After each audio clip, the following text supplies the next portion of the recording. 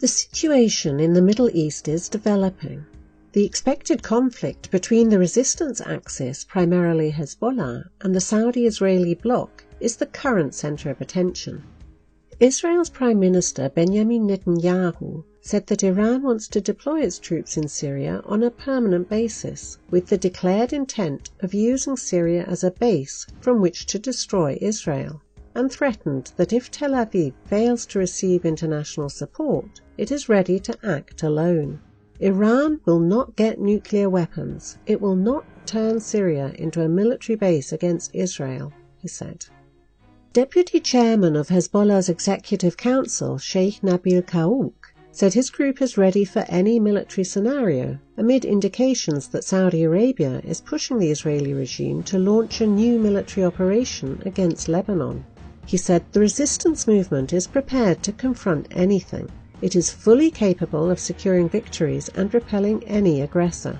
Hezbollah troops have been brought to the highest combat readiness level, according to media reports.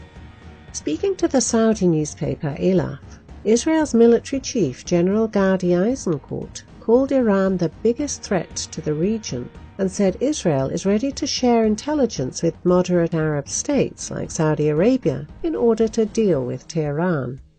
The statement was followed on November the 19th by an emergency meeting in Cairo between Saudi Arabia and other Arab foreign ministers calling for a united front to counter Iran and Hezbollah.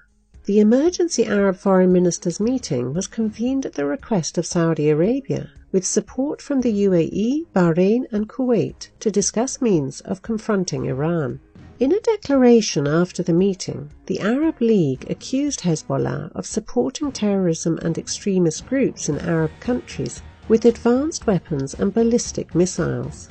It said Arab nations would provide details to the UN Security Council of Tehran's violations through its arming of Houthi forces in Yemen.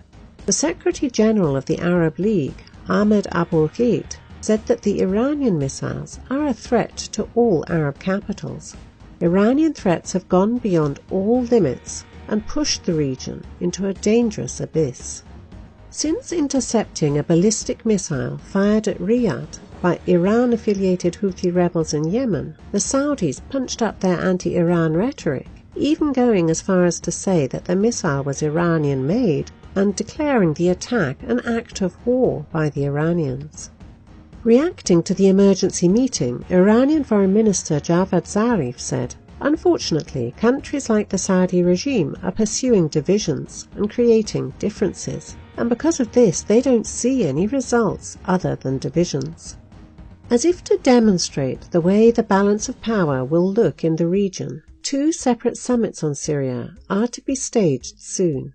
With ISIS crushed and the so-called moderate opposition to Bashar al-Assad also in retreat, 3 key powers in the region, Russia, Iran and Turkey, will meet in the Russian Black Sea resort of Sochi on November the 22nd to discuss how to wind down hostilities and draw up a political settlement. On the same day, but separately, as many as 30 groups opposed to Assad will gather in Riyadh for 3 days of talks aimed at forming a broad negotiating team before the UN peace talks resume in Geneva on the 28th of November. Russia, which holds a military advantage in Syria, appears to want to focus on a solution drawn up with the regional guarantors, Iran and Turkey. Significantly, ministers discussed the possibility of Kurdish groups being invited to the Congress, something to which the Turks were until recently opposed. These 2 summits, pretty much mirroring the sides of the conflict concerning Syria's fate, are the first step towards ultimately establishing a new balance of power in the region. With the Kurdish question still looming, the Middle East, without ISIS, is about to change considerably.